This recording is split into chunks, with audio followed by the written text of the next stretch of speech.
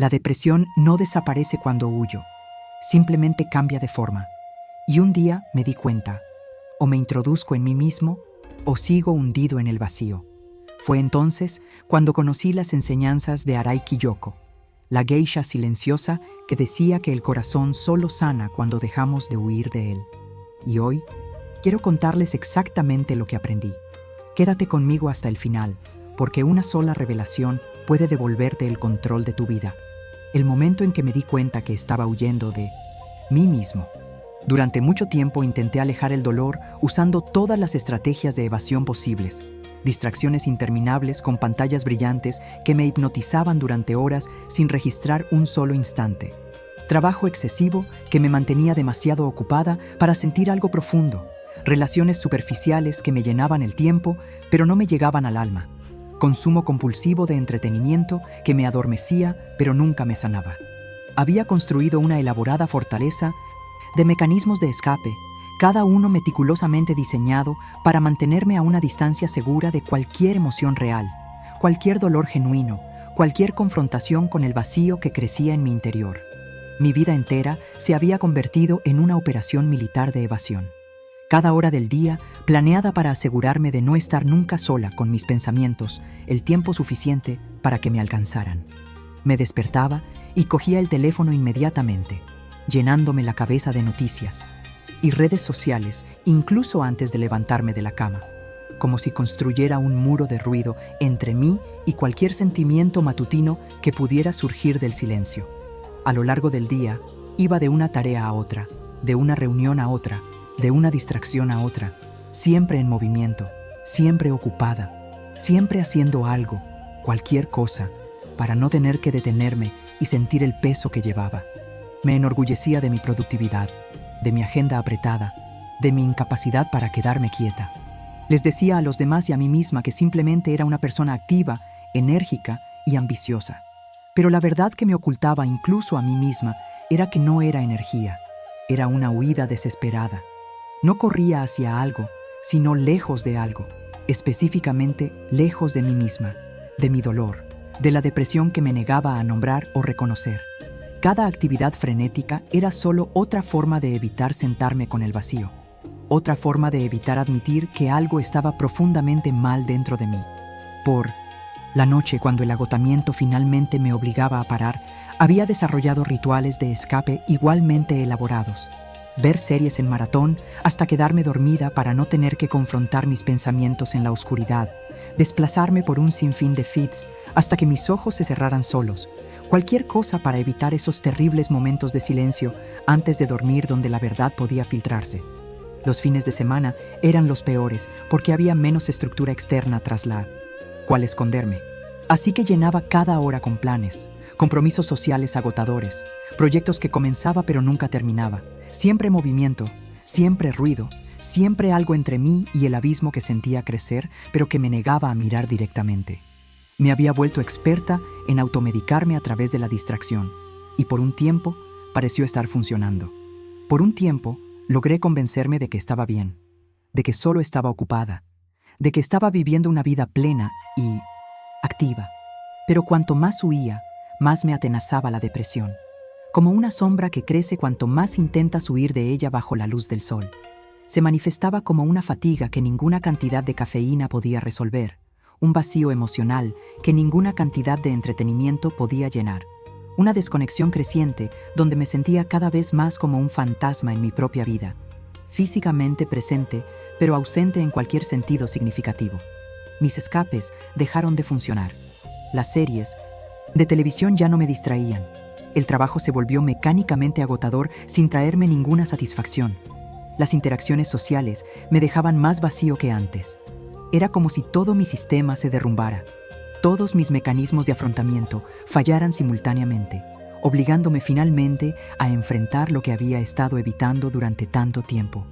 Necesitaba admitir la verdad más dura y liberadora a la vez. Había estado corriendo en la dirección equivocada todo este tiempo. Cada paso que daba para alejarme de mi dolor era, en realidad, un paso más profundo hacia él. Cada distracción que buscaba fortalecía la depresión, no la debilitaba. Cada vez que me negaba a sentir, alimentaba exactamente lo que intentaba matar. La única salida era dejar de correr por completo, dar la vuelta y enfrentar finalmente la oscuridad de la que había pasado años huyendo. Era aterradora la idea de detener mis mecanismos de escape y simplemente sentarme con todo lo que había estado evitando. Pero en lo profundo de mí, sabía que no había otra opción real. Podía seguir corriendo hasta destruirme por completo, o podía detenerme, dar la vuelta y enfrentar finalmente mi propio dolor. Y fue cuando encontré las enseñanzas de Arai Kiyoko que comprendí que dejar de correr no era rendirse. Era la única manera real de comenzar a sanar. La enseñanza de Arai Kiyoko: el dolor solo escucha cuando dejas de correr. Kiyoko solía decir que huir del dolor es como intentar apagar un fuego con viento. Solo lo empeora. Cuando descubrí por primera vez esta enseñanza suya, registrada en las memorias de sus aprendices, algo en mi interior se estremeció al reconocerla. Arai Kiyoko era una geisha que había atravesado su propia oscuridad tras perderlo todo en un incendio que destruyó su hoquilla y mató a seres queridos. Podría haberse perdido por completo en esa tragedia, y por un tiempo casi lo hizo, intentando por todos los medios evitar sentir la magnitud de su pérdida. Pero solo cuando dejó de intentar escapar del dolor, cuando finalmente se permitió asimilar su sufrimiento, sentir cada oleada devastadora sin intentar alejarlo, algo empezó a cambiar. Y esta sabiduría que extrajo de su propio viaje por el infierno, que huir del dolor solo lo intensifica, resonó en mí porque estaba viviendo la prueba de esta verdad en mi propia vida. La metáfora del fuego y el viento era perfecta y devastadoramente precisa. Cada vez que sentía que el dolor de la depresión empezaba a aflorar y corría a distraerme, tomaba el teléfono, encendía la tele, me sumergía en el trabajo, cualquier cosa para crear viento contra el fuego. No estaba apagando nada. Estaba alimentando las llamas, dándoles oxígeno, haciéndolas crecer y hacerse más intensas. El viento de mi escape extendió el fuego a áreas de mi vida que aún no habían sido tocadas. Lo que comenzó como una depresión localizada en ciertos momentos se convirtió en algo que lo contaminó absolutamente todo, porque seguía intentando disiparlo en lugar de enfrentarlo directamente. Kiyoko comprendió algo fundamental sobre la naturaleza del dolor emocional. No desaparece al ser ignorado. Solo se hace más fuerte, más insistente, más destructivo, como un niño ignorado que grita cada vez más fuerte hasta que finalmente lo escuchan. Cuando finalmente dejé de correr, cuando tomé la aterradora decisión de simplemente sentarme con mi depresión en lugar de huir de ella por milésima vez, no sé qué esperaba. Quizás ser completamente absorbida, destruida por ella, totalmente perdida en la oscuridad. Pero lo que sucedió fue diferente e inesperado. Al principio, el dolor fue abrumador, sí. Oleadas de tristeza tan intensas que me dejaban sin aliento. Una sensación de vacío tan profunda que parecía insondable. Pero al perseverar, sin intentar cambiarlo, escapar de él ni racionalizarlo, simplemente permitiéndole existir, algo comenzó a suceder. El dolor comenzó a tomar forma, a tener voz, a tener sentido de una manera que nunca tuvo. Mientras corría, fue como si al dejar de correr, finalmente creara espacio para que el dolor se expresara por completo, y en esa expresión plena comenzara a revelar sus mensajes ocultos. El dolor pudo hablar por primera vez en años, y lo que decía era devastador y profundamente necesario para mí. Hablaba de necesidades mías que había ignorado durante años. Una necesidad de verdadero descanso, de conexión auténtica, de un propósito significativo, de procesar viejos traumas que había enterrado, pero nunca sanado del todo. Hablaba de partes de mí que había abandonado en la frenética carrera de la vida. Mi creatividad, mi vulnerabilidad, mi capacidad de simplemente ser en lugar de estar siempre haciendo. Hablaba de relaciones que me agotaban, de un trabajo que me estaba matando lentamente, de una vida que vivía más por inercia y expectativas externas que por una elección consciente alineada con mi verdad interior. El dolor no era mi enemigo intentando destruirme, era un mensajero desesperado que intentaba salvarme, que intentaba despertarme a las verdades que necesitaba afrontar, pero que había estado evitando durante años de constante huida. Y fue entonces cuando descubrí lo que ella quería mostrarme, que vivía una vida fundamentalmente desalineada con mi verdadera identidad y lo que realmente me importaba.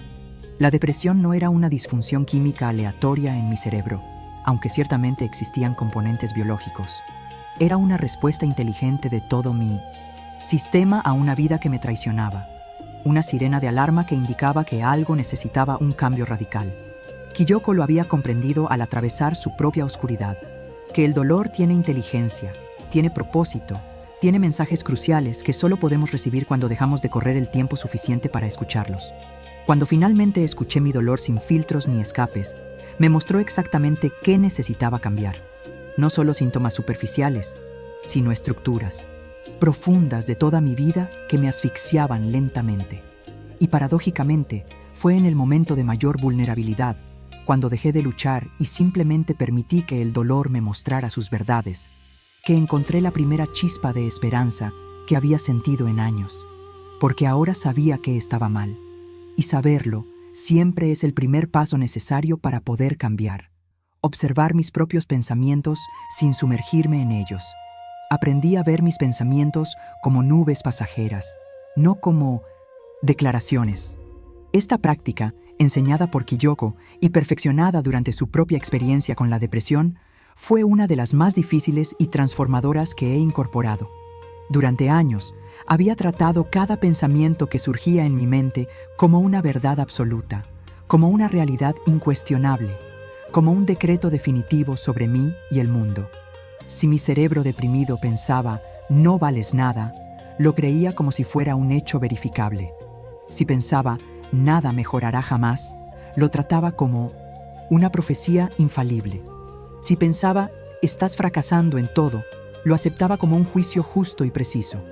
Estaba completamente identificada con mis pensamientos, sin espacio entre el pensador y el pensamiento, sin capacidad alguna para distinguir entre el contenido de mi mente y la realidad objetiva.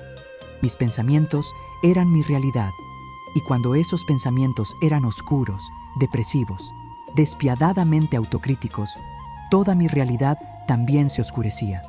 Kiyoko enseñó una distinción radicalmente diferente. Los pensamientos no son tú, no son verdades, no son órdenes que debas obedecer. Son eventos mentales transitorios, como el clima que atraviesa el cielo de tu conciencia. Tú eres el cielo, no las nubes. Eres el espacio consciente donde los pensamientos aparecen y desaparecen, no los pensamientos mismos. Esta idea me sonaba absurda al principio, porque estaba tan inmersa en mi pensamiento que la separación parecía imposible. ¿Cómo podía observar mis pensamientos? Yo era mis pensamientos.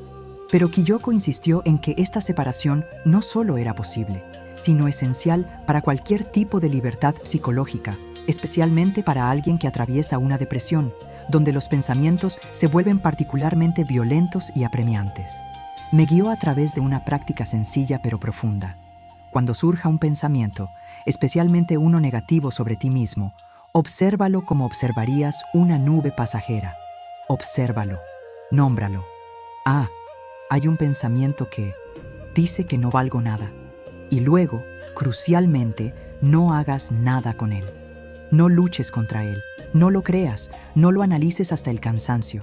Simplemente déjalo pasar, como una nube que cruza el cielo. Empecé a practicar esto en pequeñas dosis porque al principio era imposible hacerlo de forma constante. Mi mente depresiva generaba pensamientos negativos con una frecuencia vertiginosa, e intentar observar cada uno sin sumergirme en ellos era agotador. Pero empecé con los pensamientos más claramente destructivos, los que me sumían en profundas espirales. Cuando surgía el pensamiento habitual de «deberías rendirte, nada vale la pena», en lugar de creérmelo de inmediato y dejar que me arrastrara, hice una pausa. Respiré y me dije, «Ah, ahí está la idea de rendirme otra vez. Interesante. Aquí va». Durante los primeros días, esto se sentía forzado, artificial, como si me estuviera mintiendo a mí mismo. El pensamiento aún ejercía un enorme poder sobre mí. Pero poco a poco, con la repetición paciente, algo empezó a cambiar. Empezó a haber un pequeño espacio entre el surgimiento del pensamiento y mi reacción.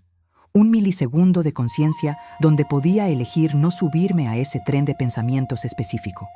Cuando dejé de creer todo lo que mi mente me decía, el peso empezó a disminuir. No de inmediato ni de forma drástica, sino de forma gradual y constante. como el hielo derritiéndose bajo la suave luz del sol. El peso de la depresión se había compuesto en gran medida de la tiranía de mis propios pensamientos, el tormento constante de una voz interior que me atacaba sin descanso. Pero cuando empecé a reconocer que esta voz era solo otro fenómeno mental, no una verdad absoluta, no un reflejo preciso de la realidad, no una profecía que debía cumplir, su poder sobre mí empezó a debilitarse. Fue como descubrir que el aterrador monstruo que me atormentaba era en realidad una sombra proyectada en la pared. Podía seguir pareciendo aterrador, pero no podía hacerme daño una vez que comprendía su verdadera naturaleza. Aprendí a categorizar mis pensamientos depresivos como clima mental en lugar de como realidad objetiva. Hoy llueven pensamientos negativos, en lugar de mi vida es objetivamente terrible. Hay una tormenta de autocrítica pasando, en lugar de realmente no valgo nada. Este cambio de lenguaje, por sutil que pareciera, creó una distancia crucial. El clima pasa, las tormentas terminan, las nubes se mueven, y si mis pensamientos depresivos fueran clima mental, entonces también pasarían, sin importar cuán permanentes parecieran en ese momento. Kiyoko había superado su propia tormenta mental después de su tragedia, y emergió sabiendo que los pensamientos son como visitantes temporales, no residentes permanentes. No necesitas servir té a cada pensamiento que llama a tu puerta. No necesitas invitar a cada uno a sentarse y quedarse. Algunos pensamientos simplemente puedes observarlos a través de la ventana, reconocer su presencia y luego dejar que sigan su camino sin siquiera abrir la puerta. Y fue esta práctica de observación desapegada, de crear conscientemente un espacio entre mis pensamientos y yo, lo que comenzó a romper el control que la depresión ejercía sobre mi mente. Todavía tenía pensamientos depresivos, muchos a diario, pero ya no me dominaban. Y esa diferencia, por sutil que sea describirla, marcó la diferencia entre ser esclavo de la depresión y empezar a encontrar la libertad incluso en su presencia. Aceptar el ritmo lento y ver fuerza en él. La depresión me hizo bajar el ritmo y odiaba la lentitud con cada fibra de mi ser. Había pasado toda mi vida a toda velocidad, orgullosa de mi capacidad para realizar varias tareas a la vez, de pasar rápidamente de una tarea a otra, de ser productiva, eficiente, de avanzar siempre. La velocidad era una virtud para mí y la lentitud un fracaso. Entonces, cuando la depresión llegó y lo ralentizó todo, mis pensamientos se volvieron confusos y lentos, mis movimientos físicos pesados, como si caminara bajo el agua. Tareas sencillas que antes me llevaban minutos, ahora me llevaban horas. Me sentía constantemente humillada por mi propia lentitud. Me levantaba de la cama lentamente, me duchaba lentamente, preparaba el café lentamente. Cada acción requería un esfuerzo monumental y me llevaba una eternidad. Y todo el tiempo, había una voz interior que me criticaba sin piedad por ser tan lenta, tan improductiva, tan diferente de la persona eficiente que solía ser. Luché contra la lentitud, intentando obligarme a acelerar, azotándome mentalmente para ir más rápido, sintiendo una profunda vergüenza por lo mucho que tardaban ahora las cosas sencillas. Pero aprendí de Kiyoko que la lentitud no era mi enemiga ni mi debilidad. Era justo lo que mi alma necesitaba desesperadamente y que años de frenética velocidad le habían negado. Kiyoko, tras su tragedia, pasó meses moviéndose a un ritmo extremadamente lento, haciendo una cosa a la vez con total atención plena, negándose a dejarse apresurar por las expectativas externas o por su propia impaciencia. Sus profesores y colegas temían que nunca se recuperara, pero ella insistía en que la lentitud no era la depresión lo que la destruía, sino su cuerpo y su alma, imponiendo el ritmo necesario para una verdadera sanación. Decía que pasamos la vida acelerando, acumulando traumas y dolor, sin procesar, porque no tenemos tiempo para sentir y procesar plenamente el momento. Así que todo se almacena en el cuerpo, esperando la oportunidad de ser finalmente digerido. Y la depresión, desde esa perspectiva, era a menudo esa oportunidad. Un periodo forzado de lentitud donde finalmente había espacio y tiempo para procesar todo lo que se había tragado sin masticar durante años de velocidad. La lentitud es donde el alma respira, donde finalmente puede expandirse después de años de estar comprimida por la urgencia constante. cuando dejé de luchar contra mi lentitud y comencé a aceptarla, incluso a honrarla como necesaria, algo profundo comenzó a suceder. Descubrí que cuando hacía las cosas lentamente, realmente lentamente, con total presencia, la experiencia tenía una cualidad completamente diferente. Tomar una ducha lenta se convirtió en un ritual de cuidado en lugar de una tarea que debía completarse rápidamente. Preparar té lentamente se convirtió en meditación en lugar de un medio para un fin. Caminar despacio me permitió ver realmente el mundo que me rodeaba por primera vez en años, en lugar de simplemente atravesarlo borrosamente. La lentitud creó espacio para sentir, procesar, estar presente de maneras que la velocidad nunca permitía. Y en ese espacio, viejas emociones comenzaron a aflorar y a liberarse. Viejos patrones comenzaron a verse y cuestionarse. Verdades sobre mi vida comenzaron a emerger a las que nunca habría accedido si todavía tuviera prisa. Y donde finalmente reconstruí mi fuerza, paradójicamente, no fue volviendo a mi antiguo ritmo, sino honrando la lentitud hasta que la fuerza, genuina, emergió naturalmente de ese lugar de profundo descanso. La fuerza que tenía antes era fuerza prestada, fuerza fabricada a través de la cafeína, la fuerza de voluntad y la negación de los límites. Era insostenible y finalmente me llevó al colapso. Pero la fuerza que comenzó a crecer al aceptar el ritmo lento era diferente. Estaba arraigada, era sólida, basada no en negar mis límites, sino en respetarlos. Era como la diferencia entre una planta obligada a crecer rápidamente en un invernadero y un árbol que crece lentamente a su propio ritmo y desarrolla raíces profundas y un tronco fuerte que puede soportar cualquier tormenta. Kiyoko emergió de sus meses de lentitud no más débil, sino más fuerte de formas que nunca antes había sido. Una fuerza silenciosa e inquebrantable que no necesitaba demostrar nada porque estaba profundamente arraigada. Aprendí que permitirme ser lenta no era indulgencia ni pereza, sino un profundo respeto por mí misma en una cultura que trata los cuerpos y las almas como máquinas que deberían funcionar a velocidad constante sin necesidad de mantenimiento. Fue la rebelión contra la tiranía de la productividad lo que me indicó que mi valor estaba directamente ligado a mi velocidad y rendimiento. Fue la sabiduría ancestral la que reconoció que todos los seres vivos tienen ritmos, estaciones, épocas de rápido crecimiento y épocas de crecimiento subterráneo, lento, invisible, pero igualmente vital.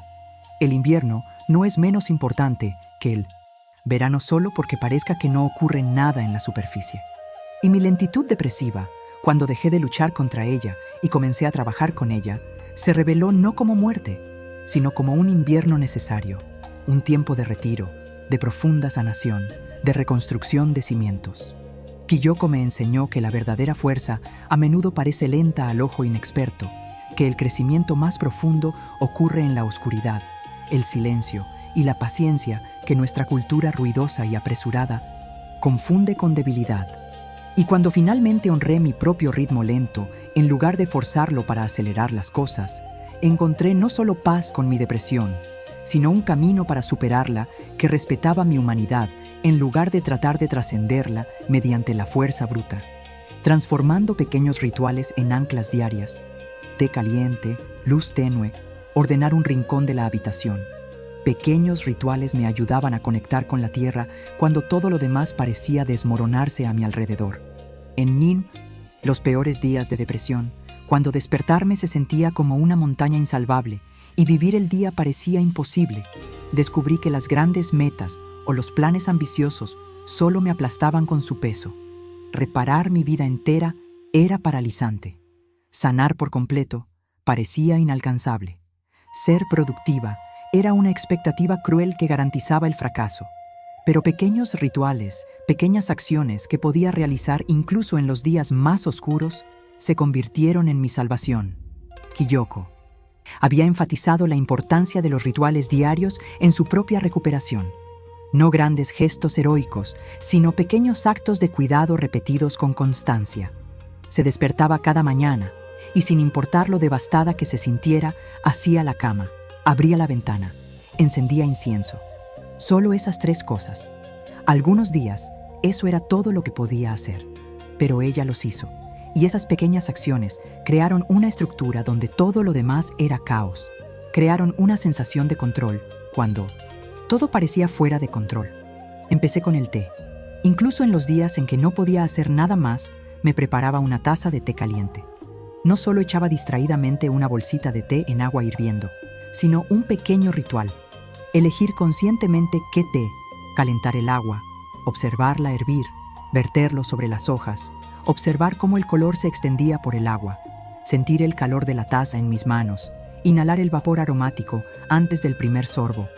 Este ritual me llevaba quizás 5 minutos, pero esos 5 minutos eran una isla de presencia en un océano de oscuridad. Me recordaban que aún podía crear algo, que aún podía cuidarme aunque fuera mínimamente, que aún podía experimentar sensaciones placenteras incluso cuando la alegría parecía completamente inaccesible. El té se convirtió en mi ancla matutina, algo que mi cuerpo empezó a anticipar, algo que me daba una pequeña pero verdadera razón para levantarme de la cama. Entonces añadí luz.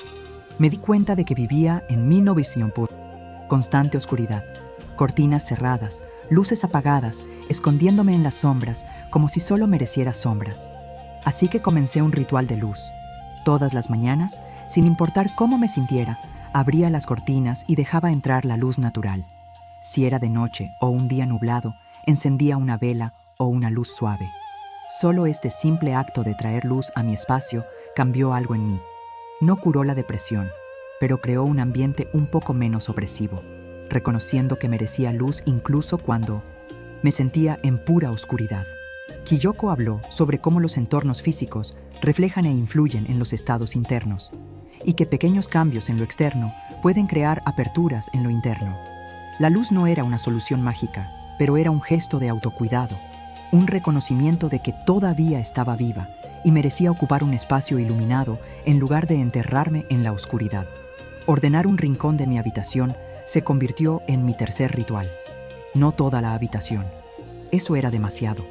Solo un rincón, mi mesita de noche, o la silla junto a la ventana, o una pequeña superficie. Retiraba el desorden acumulado, el polvo, tal vez ponía una flor en un vaso, o acomodaba algunos objetos a propósito. Me llevaba 10 minutos como máximo, pero creaba un punto de orden en medio del caos, un lugar donde mis ojos podían descansar sin ver el desorden y el descuido reflejados en mí. Este rincón limpio se convirtió en territorio recuperado, prueba visual de que aún podía hacer algo, de que aún tenía iniciativa, por minúscula que fuera. Algunos días, mirar ese rincón ordenado era el único momento de alivio, el único lugar donde las cosas tenían sentido y estaban bajo mi control. Me di cuenta de que la disciplina suave cura más que cualquier fuerza bruta. Esta revelación fue profunda porque contradecía todo lo que creía sobre cómo afrontar las dificultades.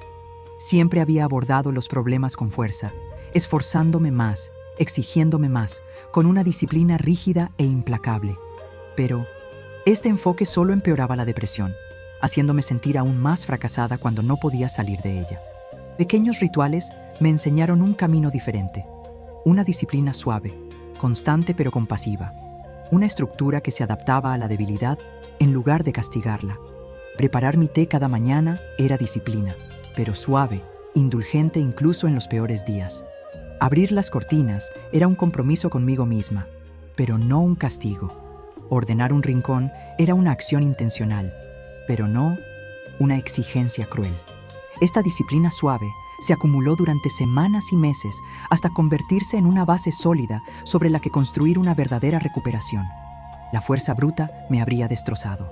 La bondad constante me rehizo, pieza a pieza, ritual a ritual, día a día, hasta que miré a mi alrededor y me di cuenta de que había construido una vida nuevamente a partir de migajas de autocuidado que se habían convertido en bloques de construcción de curación. El silencio como forma de curación profunda. Kiyoko dijo que en silencio el corazón revela verdades que el ruido oculta. A lo largo de mi vida, había llenado cada momento de sonido.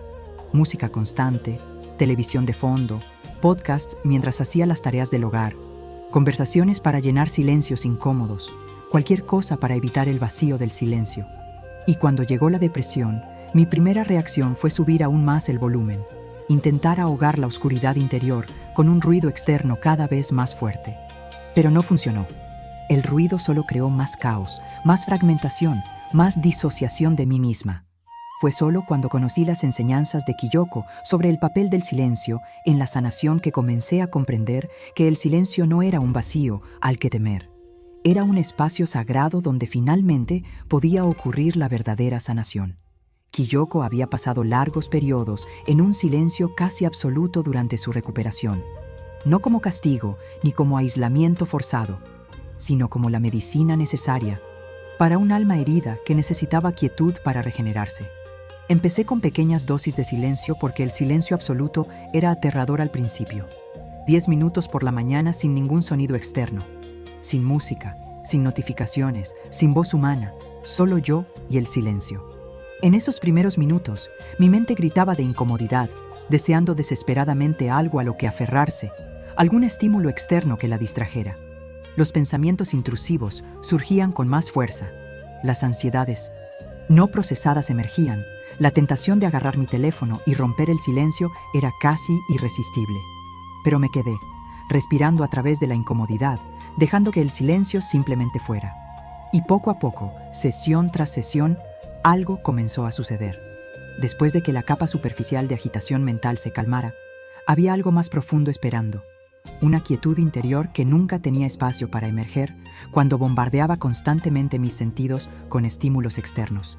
En esa quietud, comencé a escuchar susurros de mi propia sabiduría interior que habían sido completamente inaudibles bajo el ruido constante. En el silencio, verdades que había estado evitando comenzaron a revelarse con una claridad cristalina. Verdades sobre relaciones que no me servían, pero que mantenía por miedo a la soledad. Verdades sobre un trabajo que me destruía, pero al que me aferraba por miedo al fracaso. Verdades sobre patrones autodestructivos que repetía compulsivamente, pero nunca me había detenido lo suficiente para reconocerlos. El ruido constante de mi vida anterior me había protegido de estas verdades incómodas. Me había permitido permanecer en la negación. Me había dado una excusa para no afrontar lo que necesitaba cambiar. Pero el silencio era un espejo implacable que no dejaba escapar. En el silencio ya no podía fingir, ya no podía distraerme, ya no podía evitar lo que mi corazón intentaba decirme desesperadamente. Y aunque estas verdades a menudo eran dolorosas de afrontar, también hubo un profundo alivio al finalmente admitirlas. El silencio también reveló algo inesperado y precioso, momentos de paz que había olvidado que eran posibles. Entre oleadas de dolor y revelaciones difíciles, hubo instantes de quietud pura donde no había pensamientos ni emociones intensas, solo simple existencia y presencia. En esos momentos, la depresión no desapareció, pero había espacio a su alrededor, como un claro en un bosque denso por donde podía entrar la luz. En esos momentos de profundo silencio, toqué algo dentro de mí que no había sido tocado por la depresión, una conciencia básica que lo observaba todo, incluso la depresión, pero que no se dejaba definir por ella. Kiyoko lo llamó el observador silencioso, esa parte de nosotros que mantiene la calma incluso cuando todo lo demás se tambalea. Acceder a este observador silencioso mediante la práctica constante del silencio me proporcionó un refugio interior que ninguna distracción externa podría ofrecerme. Fue en el silencio que me di cuenta de que aún quería vivir, incluso sin fuerzas en ese momento. Este fue el descubrimiento más importante y sorprendente que surgió de la práctica del silencio.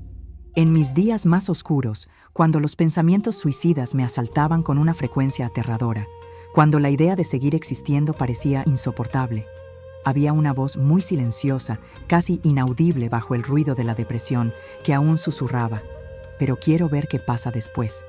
En el caos y el ruido de mi vida, esta voz se apagó por completo, pero en el profundo silencio pude oírla. No era una voz de esperanza firme ni de optimismo confiado. Era algo más sutil, más persistente. Era una curiosidad básica por la vida, un tenue hilo de voluntad de existir que la depresión no había extinguido por completo. Este descubrimiento en silencio me salvó en múltiples ocasiones porque me recordó que incluso cuando no tenía fuerzas, incluso cuando no veía una razón lógica para continuar, había algo en lo profundo de mí que seguía eligiendo la vida. El silencio me permitió escuchar ese susurro vital que el ruido constante había enterrado. Y escuchar ese susurro hizo toda la diferencia entre rendirme y continuar un día más y otro, hasta que los días se convirtieron en semanas y las semanas en meses de seguir aquí, seguir respirando, seguir caminando lentamente a través de la oscuridad hacia algo que aún no podía ver, pero que esa voz tranquila prometía que existía. El camino interior, caminar hacia adentro, para finalmente caminar hacia afuera. El mayor punto de inflexión fue comprender que la salida no era escapar, sino atravesarla. Durante mucho tiempo había conceptualizado la sanación como una vía de escape, como salir de la depresión, como dejarla atrás, como regresar a un estado anterior donde no existía. Quería saltarla, rodearla, encontrar un atajo, cualquier cosa menos atravesarla directamente. La idea de adentrarme más en la oscuridad cuando ya me asfixiaba me parecía una locura, contraintuitiva, incluso peligrosa. Pero Kiyoko y todas las enseñanzas que encontré sobre la verdadera sanación apuntaban en la misma dirección aterradora. La única salida es atravesarla, no rodearla, no atravesarla, no escapar a un lugar más brillante. Atravesarla, atravesar directamente el centro de la herida, el corazón del dolor, las profundidades de la oscuridad que había pasado años intentando evitar. Esta verdad fue a la vez devastadora y extrañamente liberadora. Devastadora porque significaba que no había atajos, liberadora porque significaba que detener la lucha y simplemente atravesarla era una opción válida. Cuando me introduje, cuando finalmente dejé de resistirme y comencé a moverme intencionalmente hacia el centro de mi dolor en lugar de huir de él, algo profundo cambió. Dejé de preguntarme, ¿cómo hago para que esto desaparezca? Y comencé a preguntarme, ¿qué intenta enseñarme esto? Dejé de tratar la depresión como un enemigo a vencer y comencé a tratarla como un territorio a explorar, como un mensajero que contenía información vital que necesitaba recibir. Empecé a hacerme preguntas que nunca antes me había hecho. ¿Qué me llevó a este punto en mi vida? ¿Qué verdades sobre mí he estado evitando? ¿Qué necesidades he estado descuidando? ¿Qué partes de mí pedían ser escuchadas y fueron silenciadas? Introduje mi mente en estas preguntas sin buscar respuestas rápidas ni soluciones fáciles. Significó estar dispuesta a enfrentar recuerdos dolorosos, patrones destructivos, verdades incómodas sobre las decisiones que he tomado y la persona en la que me he convertido. Por mis dolores, por los lugares dentro de mí que habían estado sangrando durante años, pero que solo había puesto curitas en lugar de limpiarlos y sanarlos adecuadamente. Dolores de la infancia que nunca procesé, solo enterré y cargué. Dolores de relaciones donde perdí partes de mí misma tratando de ser lo que otros necesitaban. Dolores de ambiciones traicionadas, de potencial no realizado, de años vividos según el guión de alguien más en lugar del mío. Cada uno de estos dolores había estado esperando pacientemente a ser reconocido, sentido plenamente y liberado. Pero nunca les había dado ese espacio porque estaba demasiado ocupada corriendo, demasiado ocupada distrayéndome, demasiado ocupada construyendo una vida en la superficie, mientras los cimientos se pudrían. Caminar hacia adentro significaba finalmente detenerse y darles a estos dolores la atención que merecían. No porque fuera agradable o fácil, sino porque era necesario para que ocurriera cualquier sanación verdadera. A mis sombras, a las partes de mí que había rechazado, negado, ocultado, porque no encajaban con la imagen de quien creía que debía ser. Mi ira, que reprimí porque las buenas mujeres no se enfadan. Mi ambición, que disminuí por miedo a ser vista como agresiva. Mi vulnerabilidad, que oculté porque la debilidad parecía peligrosa. Mi creatividad, que sofoqué porque no era lo suficientemente práctica. Cada aspecto rechazado de mí se había convertido en una sombra, viviendo en lo más profundo de mi psique, consumiendo energía, creando un conflicto interno que contribuía a la depresión. Caminar hacia adentro significaba iluminar estas sombras, reconocerlas, reintegrar las partes de mí que había exiliado. Fue una tarea abrumadora porque implicaba volverse más compleja, más contradictoria, más difícil de definir, pero también significaba volverse más completa. A mí, ¿verdad? A quién era realmente bajo todas las capas de condicionamiento, expectativas, máscaras sociales y autopresentaciones cuidadosamente construidas. En lo más profundo de mi viaje interior, tras atravesar el dolor y las sombras, me acechaba una pregunta fundamental. ¿Quién soy realmente? No quien mis padres querían que fuera, no quien la sociedad decía que debía ser, no quien yo mismo construí para recibir amor y aprobación, sino quién era yo en mi esencia más pura. Esta verdad era simple y profunda a la vez. Y cuando finalmente la toqué, cuando finalmente encontré ese centro silencioso de identidad auténtica que me había estado esperando todo este tiempo, encontré algo que no había visto en mucho tiempo: esperanza. No una esperanza basada en circunstancias externas cambiantes, no una esperanza condicional de que si hacía X o Y todo estaría bien, sino una esperanza fundamental, arraigada en el descubrimiento de que había un yo real bajo todo el dolor, bajo toda la depresión, bajo toda la fragmentación. Y ese yo real quería vivir, quería crecer, quería florecer. La depresión no lo había matado. Solo lo había enterrado bajo capas de dolor sin procesar y verdades no vividas. Y ahora, tras haber reflexionado con valentía sobre todo lo que me aterraba, lo había reencontrado. Si este viaje interior resonó contigo, si reconoces que has estado huyendo cuando necesitabas cruzar, no estás solo en este camino. Inscríbete en el camino de las Geishasen. Los próximos vídeos te guiaré a través de prácticas específicas para caminar a través de tu propia oscuridad con la sabiduría de las maestras geishas que caminaron este camino antes que nosotras. Deja un comentario. ¿Qué parte de este viaje te impactó más? ¿Estás listo para dejar de huir y empezar a cruzar? El camino hacia afuera pasa por dentro, y tienes el coraje de recorrerlo.